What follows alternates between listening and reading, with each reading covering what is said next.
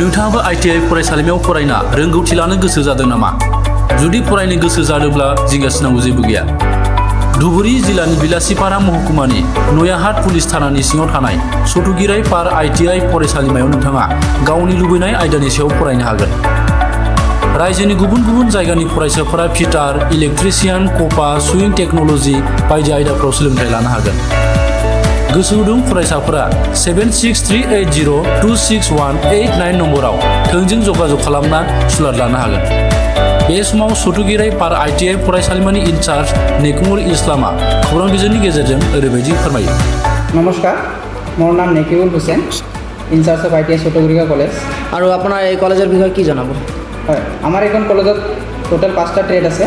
Fitter, electrician 2 বছৰীয়া course, COPA basic cosmetology and sewing technology 1 বছৰীয়া course, fitter, electrician, COPA basic cosmetology যদি কোনোবা student admission কৰিব বিচাৰে then minimum education qualification 10 pass লাগে। আৰু সুইং টেকন'লজি যোনটো আছে তাতে মিনিমাম 8 পাছ কৰিয়ে ষ্টুডেণ্ট এজনে এডমিশ্যন ল'ব পাৰে।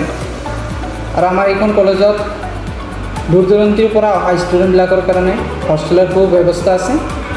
এতিয়া নামভৰ্তি চলি আছে, তো ইণ্টাৰেষ্টেড ষ্টুডেণ্টবিলাকে আমাৰ কলেজৰ নাম্বাৰত যোগাযোগ কৰিব পাৰে। কোনো প্ৰথমে এডমিশ্যন হ'বলৈ কিবা ফিজ দিব লাগে নেকি?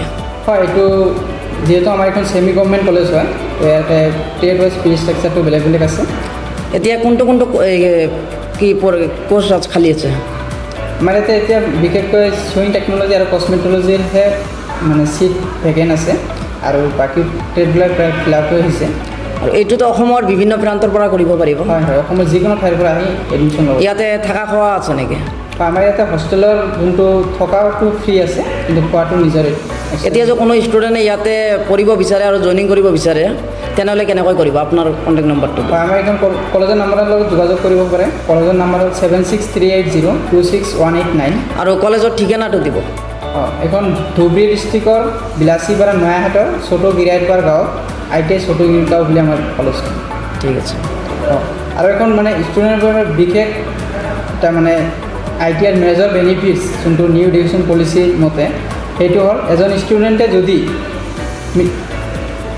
8 পাছ কৰি কিনে যদি 1 ইয়াৰৰ কোৰ্ছ এডমিশ্যন লয় তেন সেইজন ষ্টুডেণ্টে ট্ৰেড চাৰ্টিফিকেটৰ লগতে সেৱা বোৰ্ডৰ পৰা মেট্ৰিক চাৰ্টিফিকেট লাভ কৰিব।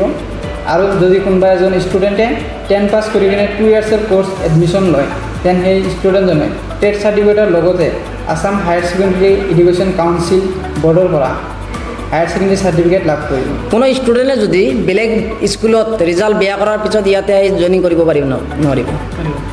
মানে যদি মেট্ৰিক সি যদি বেয়া কৰিছে দেন সি ইয়াতে আমাৰ আহি সুইং টেকন'লজি যোনটো ট্ৰেড আছে তাতে এডমিশ্যন ল'ব পাৰে। তেতিয়া তাৰ ট্ৰেড চাৰ্টিফিকেটৰ লগত সি মেট্ৰিক চাৰ্টিফিকেটখন লাভ কৰিব। ঠিক আছে।